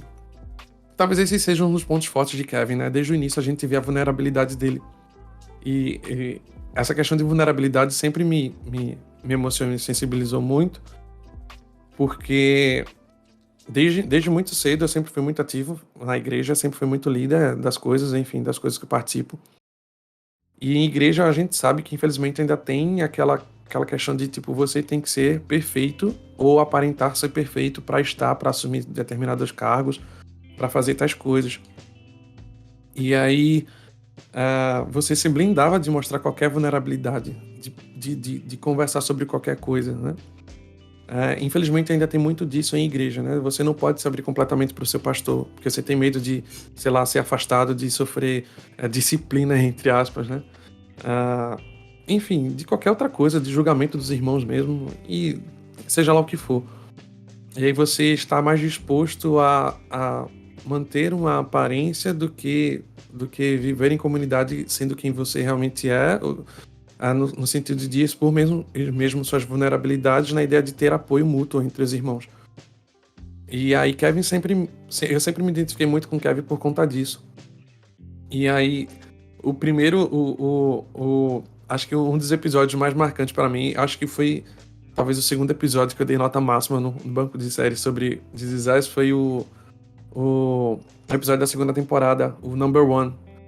Acho que é o primeiro episódio que a série sempre, costumeiramente, na verdade, né? A série faz aquele lance de ter um episódio focado em cada um dos três, né? Do Big Three. Aí acho que foi a primeira vez que ela fez isso, foi na segunda temporada. Com esse Number One, Number Two e Number Three. E aí esse episódio do Number One, bicho, ele mexeu muito comigo, mas muito, assim, de uma forma complicadíssima, assim, complicadíssima. Eu lembro que eu fiquei dias e dias e dias meio que mal pensando nisso. Especificamente na cena que Kevin chega no campo lá, né, do futebol, e meio que grita pedindo ajuda. É meio que aquele lance, o tempo todo ele tava precisando de ajuda, ele tava querendo ajuda. E a forma que ele tinha ele não podia demonstrar assumir de fato a vulnerabilidade dele em relação ao alcoolismo, porque ele era aquele ator perfeito, ele tinha que estar perfeito. A gente tem muito isso na representação midiática, né? Enfim, e ainda mais hoje com a ideia de cancelamento. Então, ele como figura pública, ele tinha que manter aquela imagem de perfeição, não poder demonstrar nada errado, não fazer nada errado. E no fim das contas, você vê que ele tinha ido receber um prêmio de honra na escola que ele estudou, né? Por ele ser uma figura pública e tudo mais. Tem muito isso, né? Aí você volta para sua cidade natal, para sua escola e acaba recebendo uma honra e tudo mais. E quando ele vai receber aquele prêmio, estando por dentro quebrado, destruído. E, bicho, eu me identifiquei, eu chorei tanto, pelo amor de Deus, eu chorei tanto. Porque eu me identifiquei demais, velho, assim, eu fui líder de louvor da minha igreja de, sei lá, 2014 até 2020, 2021, não lembro exatamente, mas foram, sei lá, 6, 7 anos por aí. E eu penso nisso, bicho, quantas vezes eu não subi pra cantar lá, pra cumprir as responsabilidades, pra fazer enfim, cumprir as coisas, estando quebrado por dentro, velho. E tudo que eu queria era que alguém me ouvisse. Tudo que eu queria era... Bicho, eu não teve outra, assim, foi imediato. Eu quando vi Kevin nesse episódio, assim, eu me vi muito nele. De querer me abrir, querer desabafar, querer gritar, e não poder, tá ligado? Pra manter a imagem, de certa forma, pra manter não é bem reputação, né? Mas enfim, pra não sofrer rebordosa, nem rebordosa, mas julgamento, enfim, Vocês entenderam, dá pra entender. Eu acho que o lance com o Kevin, velho, é que a gente se identifica muito com a miséria dele, tá ligado? Com a pessoa que ele é, de verdade. Porque a gente vê desde o começo, né, Eric? Uhum. A gente vê desde o Mas é começo que exatamente ele... isso. Ele sempre foi dos três o explicitamente imperfeito, né? Sim, sim. E aí, enfim, aí por isso que eu digo assim que me identifico em diversos outros pontos com o Randall, diversos mesmo, muito mais no jeito, mas eu digo que talvez nessas coisas de vida não vou saber explicar direito, mas acho que o Kevin foi o que mais teve plots assim que me destruíram, sabe assim, valendo. Seria até injusto da minha parte ouvir o que você falou e não citar Nick. Acho que eu preciso levantar a bandeira do meu personagem favorito, que, assim como o Eric, eu vou repetir por diversas vezes que Nick é meu personagem favorito. Mas Eric falou uma coisa que me trouxe de volta diretamente para o episódio que mais mexe comigo, não da série toda, mas o episódio de Nick que mais mexe comigo, que é o episódio 11 da quinta temporada, que é quando o Nick prepara os brinquedos para os filhos de Kevin e vai levar para ele. Fazer uma visita surpresa. E tem uma crise de pânico dentro do aeroporto porque querem revistar os brinquedos. E ele tava com toda a ingenuidade dele de um ex-veterano de guerra que sofreu muito e que tem todo um trauma, né, na sua alma, no seu corpo por causa da guerra. E aquela crise de pânico fala muito sobre o personagem de Nick, que é um personagem que, assim como o Eric falou, ele se retraía e ele não se permitia sentir as coisas, ele não se permitia mostrar, na verdade, quem ele de fato era. É tanto que tem, inclusive, nesse episódio que mostra que tiveram algumas vezes, eu acho que foi mais de uma, que ele tentou chegar até Jack, mas ele não se permitia de fato aparecer para Jack, ele ficava só olhando de longe. E isso machuca, sabe? Isso mexe muito comigo. Quando o episódio termina de forma muito bonita, inclusive. É um episódio que mexe comigo, é muito doloroso, porque ele finalmente encontra um amor, Nick. Ele tem uma menina que, inclusive, eu tava falando sobre essa cena especificamente na minha terapia semana passada. Porque minha psicóloga olhou e fez: você se identifica com o Nick, mas talvez porque você precisa entender que você precisa aproveitar mais os momentos da vida. Porque Nick, por exemplo, quando ele conheceu a menina que ele se apaixonou, a Hip lá, foi ela quem fez ele perder a virgindade. E ele, depois de muitos anos, ele na velhice foi lá e ele, para ele era uma história que ele não tinha dado um ponto final ainda. Para ele era uma história que estava em aberto ainda, só que para ela já tinha passado, sabe? Por mais que ela tivesse guardado uma foto dele ou não, mas ele ainda tinha aquela pendência porque ele não se permitia mostrar, se abrir por completo. E aí nesse episódio mostra isso, ele abrindo mão dessa vida com ela, que eles iam viajar, eles iam viver o mundo como hippies, mas ele prefere voltar para casa para cuidar do pai e cuidar da mãe, que já estavam velhinhos e o pai já não estava bem e tal. E aí, em contraponto a isso, o mesmo episódio vai mostrando ele tendo essa crise de ansiedade como um reflexo de tudo aquilo que ele já passou. E ele indo visitar Kevin e os filhos de Kevin. Ele vai conhecer os filhos de Kevin, que são, digamos assim, as primeiras... o mais próximo que ele conseguiu ter de filhos ou de netos, digamos assim. E ele vira à noite acordado, não tão acordado, mas ele vira à noite no quarto dos bebês. E quando o Kevin chega, ele tá no outro dia de manhãzinha, cochilando, mas ele passou a noite lá observando as crianças. E acho que Nick fala muito sobre essa perspectiva do que Eric já aceitou sobre o quadro que o próprio Kevin fez, sabe? Nós fazemos parte de um todo e a gente se complementa. Nick nunca ia ser feliz se ele estivesse sozinho. Se Nick tivesse morrido sozinho ali naquele trailer, ele com certeza teria tido uma morte muito feliz. Infeliz. Mas o final da série mostra um outro lado. Nick conheceu um novo amor, se apaixonou, teve uma nova vida, inclusive se mudou para perto de Rebecca.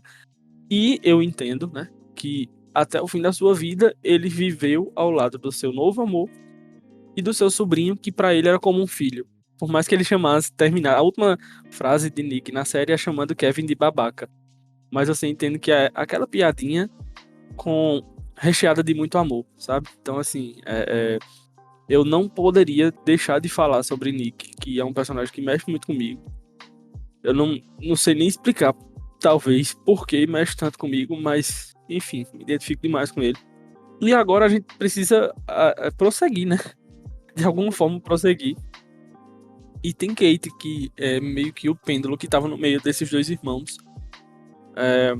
Que é uma personagem que sofreu durante toda a vida com a questão da obesidade. Ela sempre se sentiu muito inferior, muito incapaz. E ela tem uma frase nesse último episódio que bateu muito forte em mim. E que eu acho que resume muito bem quem é Kate. A gente, inclusive, Eric já citou a cena dela discutindo com Toby e os irmãos indo proteger ela, mas nesse último episódio, ela disse que o maior pesadelo dela é eles se afastarem, eles se distanciarem, ela morrer e ela ficar sozinha. Eu acho que isso resume muito Kate. Talvez por isso, naquela imagem, naqueles flashbacks que a gente teve agora nesse último episódio, onde ela disse que só queria que as coisas se acalmassem e ficassem quietas. Talvez por isso. Talvez porque ela sempre nutriu esse medo de ser uma pessoa sozinha e de morrer sozinha. Até por se sentir incapaz e pela questão da obesidade. Porque ela sempre foi uma criança gorda e ela sempre cresceu com isso, sobre essa perspectiva, e se entregou ainda mais a isso. Depois que o pai morreu, depois que ela teve a primeira desilusão amorosa, ela se entregou de vez a essa questão da obesidade, a comer mais. Foi meio que uma fuga para ela. Assim como a gente vê constantemente na vida. Você pode procurar relatos de pessoas que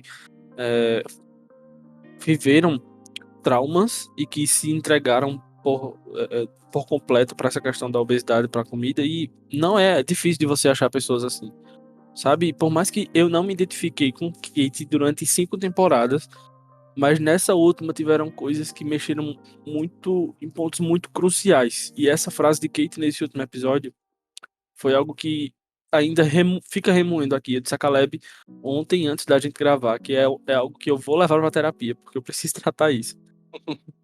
Realmente foi algo que eu não esperava, essa frase dela. E a resposta dos irmãos foi algo que complementa muito o que eles já mostravam durante toda a série. Porque quando ela diz que tem medo de ficar sozinha, os irmãos dizem que Kevin diz, né, que por ela eles nadariam um oceano para chegar até ela e eles ficariam com ela. E o Randall até brinca dizendo que ele não sabia nadar. Eu acho que é tudo um quebra-cabeçazinho que vai se formando, que vai se juntando para formar um conglomerado de situações que ensinam muito sobre a vida, que falam muito sobre a vida, mas que ao mesmo tempo a gente já vive isso, sabe? Porque por mais que eu tenha esse medo, por mais que eu pense muito sobre isso, eu sei que eu tenho pessoas ao meu lado que talvez, como o Randall e como o Kevin, um dia poderiam olhar pra mim e me dizer isso, sabe? Ai, é isso. Um dia eu vou olhar pra você, Rubinho, e vou dizer que você não sabe nadar. Desculpa, mas eu precisava Trazer um pouco mais de leveza, né? trazer um pouco mais de leveza, né, bicho? Não, mas é isso, velho. Kate é aquele personagem que não conseguiu prender a gente, né? Não conseguiu cativar a gente durante 5 temporadas. Mas que nessa última ela trouxe isso pra gente. Acho muito forte dizer que ela não cativou, velho. Velho, sei lá. Eu gosto da Kate, sabe? Mas, sei lá. Não... Eu gosto do K-Toby. Eu gosto de K-Toby. Pra caramba. Eu gosto demais. Nossa, esse episódio destrói a vida de qualquer um. Misericórdia, é muito pesado. Mas, desde o começo, eu sempre tive um preconceitozinho com Kate ali, tá ligado? Não é porque ela é gorda, não. Porque eu sou gordo também, tá, gente? Desculpa. Mas, sei lá, mas velho. talvez seja justamente por isso, assim. Não é fácil a gente se identificar, porque talvez a gente nunca estivesse no lugar dela mesmo. Eu tô falando por mim, né? Então, talvez seja meio que por isso, assim. Uma das coisas que por exemplo, eu posso dizer que eu me identifico com Kate, na verdade, é a questão de insegurança. Assim, pra tudo mesmo. E quando você vê, por exemplo, no final que Rebecca deixa tudo na mão dela, não na mão dela, né? mas que, tipo, eu gostei muito disso, velho. Eu também, amei. Gostei muito disso. Um tapa na minha cara. Uhum. Exatamente, pronto, exatamente. De deixar assim, a decisão final vai ser por conta de Kate. E nem ela mesma entende por quê. Uhum. Mas como assim? E a Rebecca fala, minha filha, porque foi você que sempre esteve lá. Tá ligado? Foi você Talvez que sempre seja esteve porque aqui. Rebecca percebia isso, tá ligado? Sei lá, essa insegurança dela. E Na verdade, quisesse. na verdade, Rebecca enxergava nela uma força que ela mesma não enxergava. Exato. Sim. Entendeu? Com certeza. Era justamente o oposto. Rebecca não via insegurança. Ela Não, enxergava. entenda. Rebecca percebia a insegurança, mas ela via uma força nela, né? Tipo, Uhum. essa insegurança tem aí, mas ela precisa parar de existir. Então, tome serviço pra você. Trate disso. Sei lá. E aí você vê que no final foi a melhor decisão, na verdade, né? Uhum. O embate fica. E o legal foi que os irmãos respeitaram, de certa forma. No Family Tree, né? Acho que é o nome desse. Family Meeting, não lembro. Family Meet, eu acho que é o episódio antes do trem. Que aí eles fazem a reunião de família, né? Isso. E aí eles respeitam a decisão de Kate. Fica Kevin e Randall naquele embate de sempre, obviamente, normal. Mas no fim das contas, a palavra final é de Kate. E aí o que ela decidiu é isso e acabou-se. E esse episódio tem uma cena que a própria Kate faz, que é algo muito emblemático, né? Que é ela pega a mãe, que acabou de se maquiar daquela forma extravagante Ah, por causa do perfeito, Alzheimer. velho. Ela percebe a forma como os irmãos estão olhando pra mãe. Ela sai pra caminhar e depois, quando volta, eles ainda estão lá, os dois, tentando decidir o que é que vai acontecer. E ela diz: Não, gente, para. Ela é a mãe de vocês. Não é porque ela tá com Alzheimer ou porque ela não tá se lembrando das situações ou porque ela se maquiou daquela forma que ela deixou de ser a mãe de vocês. Randall, você não consegue mais olhar nos olhos da sua mãe. Kevin, você não consegue mais tocar na sua mãe. Vamos comigo, me acompanha. Aí, quando chega no quarto, ela bota Randall pra escovar o cabelo da mãe e Kevin pra passar hidratante nas mãos da mãe. E isso é muito significativo, porque realmente justifica muito do que Rebecca via em Kate. Sabe? Ela via uma força que Kate tinha que só a própria Rebecca. Eu acho que nem Toby, com todo o amor que ele tinha por Kate, nem Toby conseguia enxergar nisso. E Kate foi a única que morreu enxergando a mãe como de fato ela era. Sabe? Que em momento algum ela deixou de ser Rebecca. Pelo contrário, ela morreu sendo aquela Rebecca que a gente conheceu desde a primeira temporada. Mas é uma cena muito, muito emblemática, gente. Pra quem tem algum parente próximo com Alzheimer, sabe como essa cena mexe. Mexe e não é pouco. Muito mesmo. Mexe porque, tipo, meio que retrata a realidade, né? A cena da maquiagem, quando ela chegou maquiada, me destruiu. Me destruiu por completo. Sim, velho. E assim, gente, Kate passou por momentos muito complicados na série também. Dos três, assim, ela teve uma separação, né? Dolorosa. Por mais que Kevin tenha tido todos os problemas de relacionamento, mas Kate teve um divórcio mesmo. Ela casou e divorciou. Kate perdeu um bebê, né? Verdade. Então, tipo, além de todo o problema de autoaceitação em relação à obesidade, lembra que ela conheceu Toby num grupo de terapia, né? E aí ela passar por essa situação de perder o bebê, ela tem um bebê que é cego, um bebê deficiente.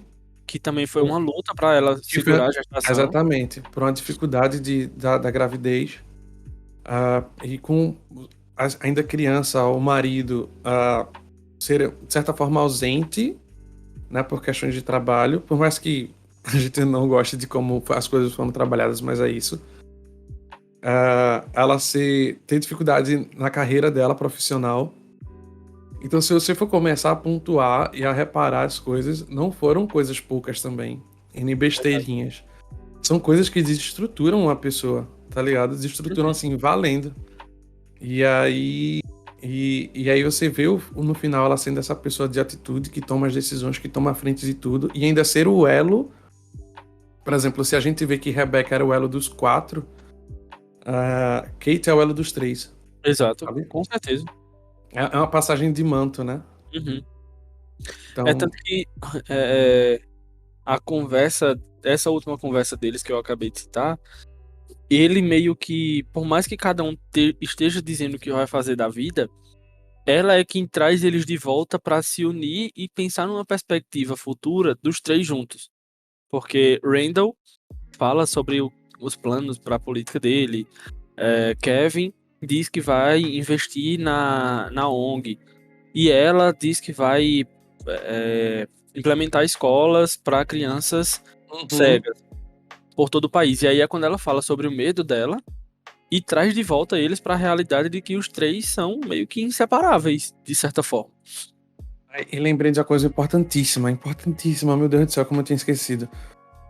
No último episódio, um foco é dado em Kate, justamente porque é quando eles têm um dia livre, e aí pede para os meninos escolherem o que fazer. E aí Kate que escolhe. E a escolha dela é ficar todo mundo junto em casa e brincar com o burro, né? Uhum. E aí o que... Acho que foi Jack que fala, acho que é Jack que fala, né? Que uma das coisas mais bonitas, mais legais em Kate é justamente isso. Ela consegue ver a beleza na simplicidade das coisas. Ela consegue parar e enxergar justamente que não precisa de muita coisa. Basta a gente estar junto. Tá ligado? E ele fala isso e ela se diverte com isso, ela tem prazer nisso. Verdade. E minha gente, olha a importância, o significado disso. Principalmente pra gente que é crente. Tá ligado? O lance um livro que eu li esse ano também, né? A Liturgia do Ordinário. É enxergar Deus na simplicidade das coisas, no dia a dia, no cotidiano, no fato de estar todo mundo junto, sentado numa sala, assistindo um episódio de uma série, no fato de estar todo mundo sentado numa roda. É quando Kate chega no episódio do trem, né? Tá todo mundo, ela fica olhando, acho que tem uma cena, eu não sei se é no episódio do trem ou se é nesse último, mas eu sei que tem uma cena que ela fica olhando para as crianças brincando do lado de fora, brincando com bola. É no último. É no último, né? É. Pronto, e achar aquilo lindo, e se maravilhar com aquilo, e dizer assim, meu irmão, glória a Deus por isso, velho. Glória a Deus por isso, tá ligado? Então, talvez esse foco, esse olhar simples, mais puro, seja o que ajude muito Kate na perspectiva de vida mesmo, sabe? Porque acho que quanto mais a gente mira e fica... quanto mais a gente... como é? Ambiciona, não? É ambiciona a palavra, né? Uhum. Mas, enfim, quanto mais a gente tem ambição por essas coisas mais mega estruturadas, mais megalomaníacas, acho que menos a gente consegue prestar atenção em relacionamentos e dizer sobre relacionamentos, né?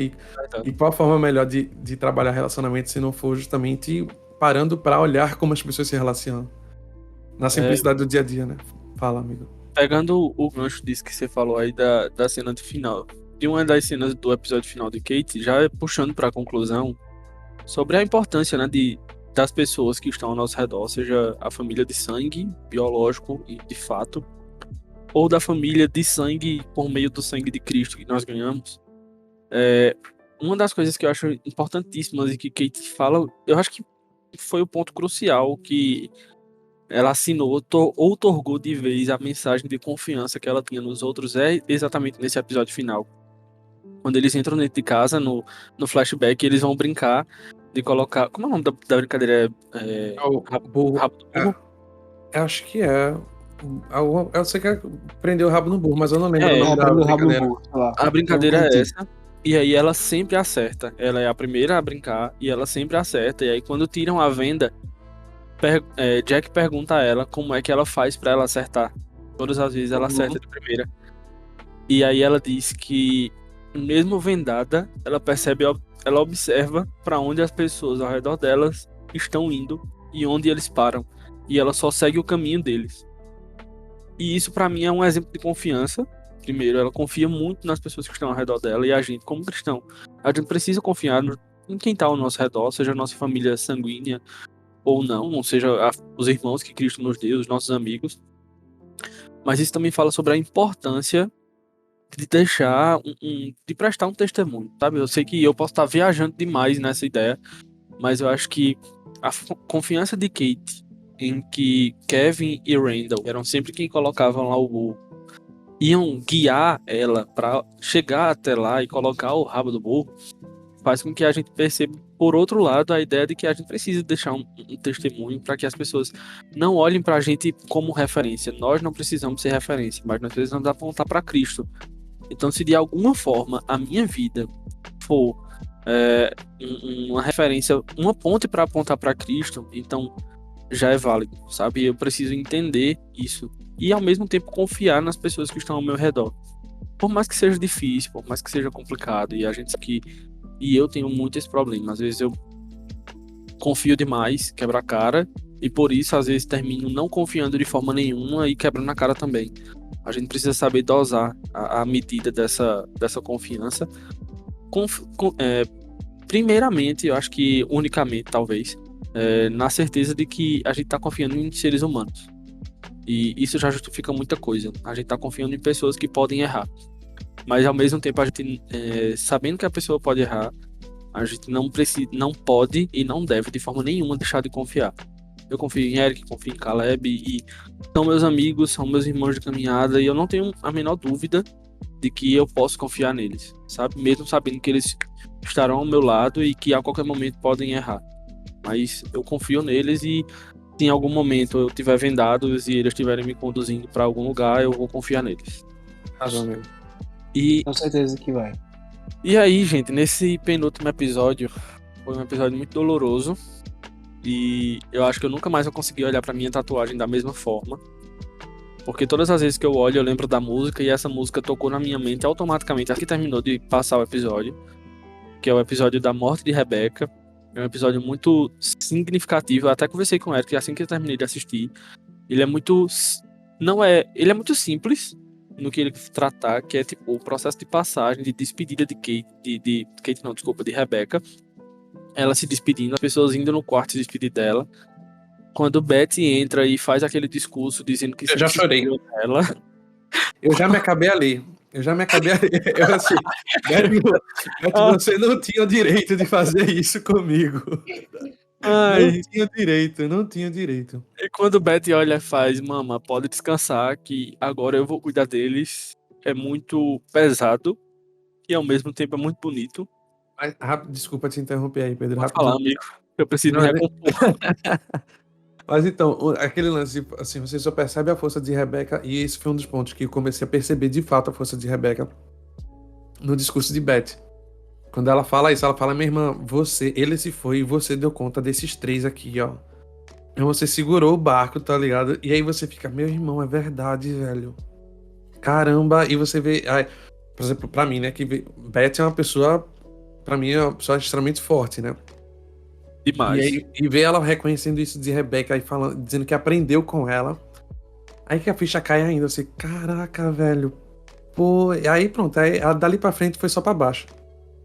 Exato, porque na verdade já começa explicando o que é o episódio. O episódio se chamou Trem, gente, porque quando a Rebecca era criança, o pai dela prometeu que um dia iria levar ela pra andar em um determinado trem que passava perto da casa deles. E ele nunca teve essa oportunidade. E aí o processo de passagem dela é meio que tem essa alusão a ela entrando no trem e ela sendo conduzida por vários vagões, onde ela vai se despedindo das pessoas da família. A primeira pessoa que se despede dela é Beth, e aí mostra Beth adolescente, como ela conheceu, e Beth velha, ela tá ouvindo pelos vagões do trem as vozes das pessoas que estão se despedindo. A neta dela vai se despedir, Anne, que é muito triste também, por mais que Anne não tenha sido muito bem trabalhada, bem desenvolvida.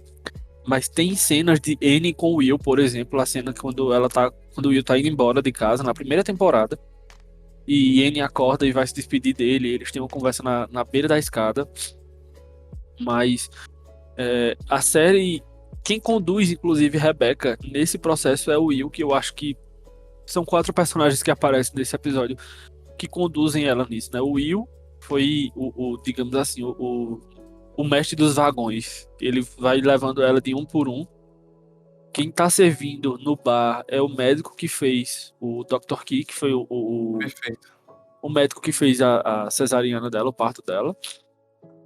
E aí ele mais uma vez reforça que ela foi uma mulher que soube fazer a melhor limonada de todas, porque ele usou a alusão, né, no dia do parto. Ele disse que quando a vida te der limões, faça a melhor limonada. É algo assim, né, Eric? Sim. Isso, exatamente. E ele mais uma vez reforça para ela que ela soube fazer a melhor limonada de todas. Ela foi uma mulher muito forte. E aí ela vai passando de vagão em vagão. A próxima pessoa que eu considero que conduziu ela foi Miguel.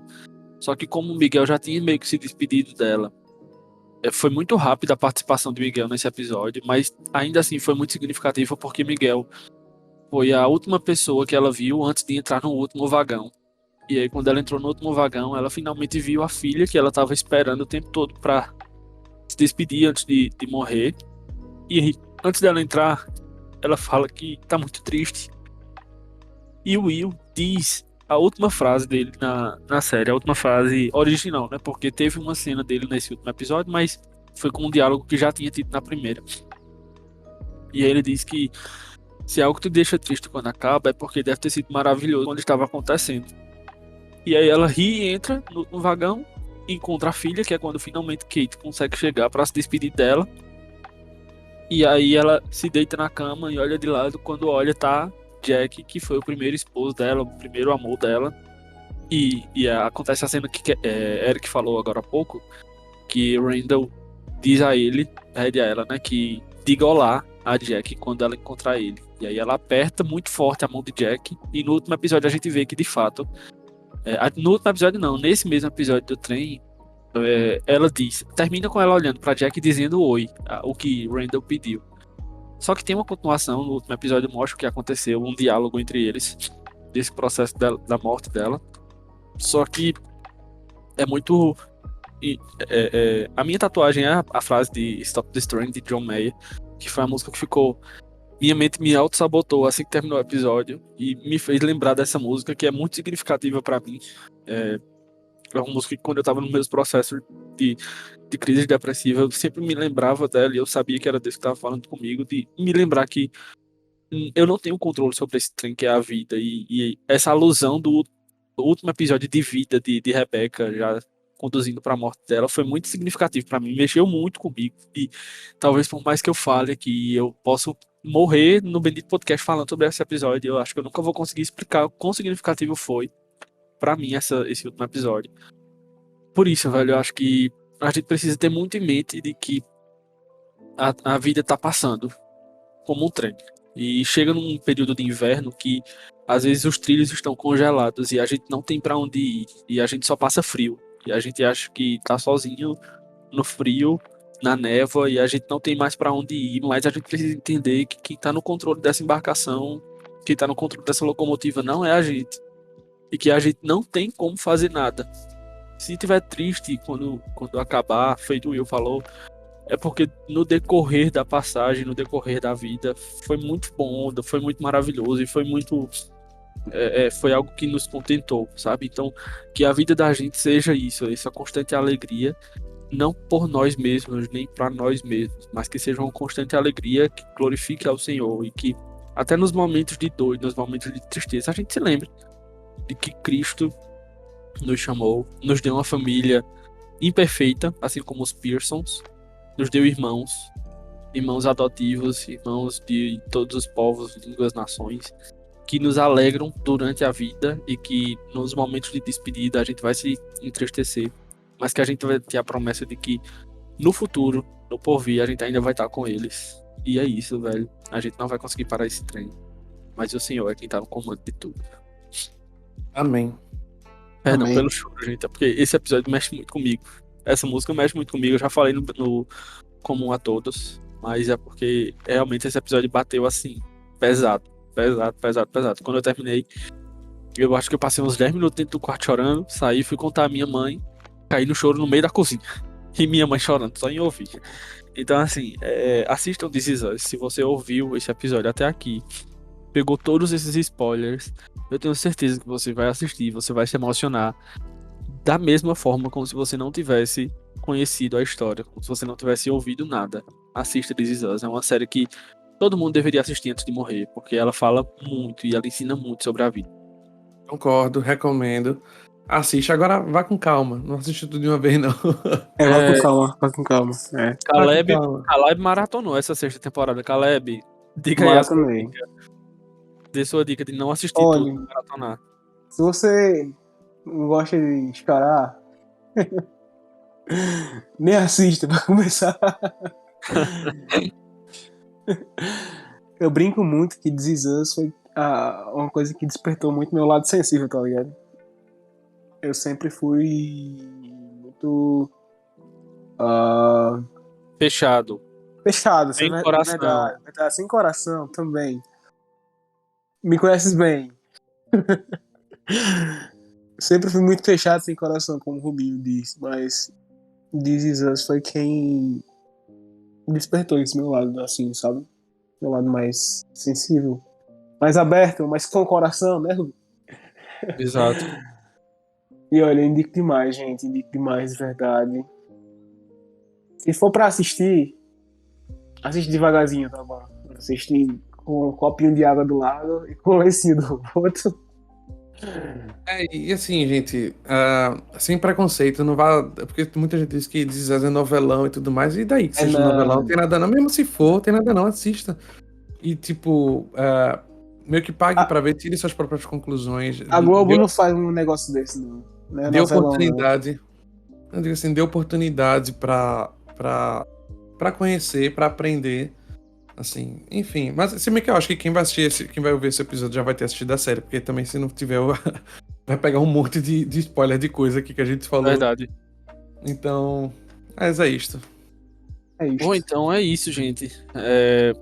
Foi muito bom voltar a gravar com vocês e gravar sobre This Is Us. Pra mim foi muito significativo, foi uma série que me marcou muito e eu sei que, como eu falei, a gente brincou antes de começar a gravar e eu acho que vai demorar o meu processo de despedida de This Is Us. Por mais que eles estivessem me preparando pra aprender a lidar com despedidas, eu ainda não aprendi a me despedir deles, mas foi muito bom voltar a gravar e gravar sobre This Is Us. Obrigado, Érico, obrigado, Caleb, por compartilhar essa conversa comigo.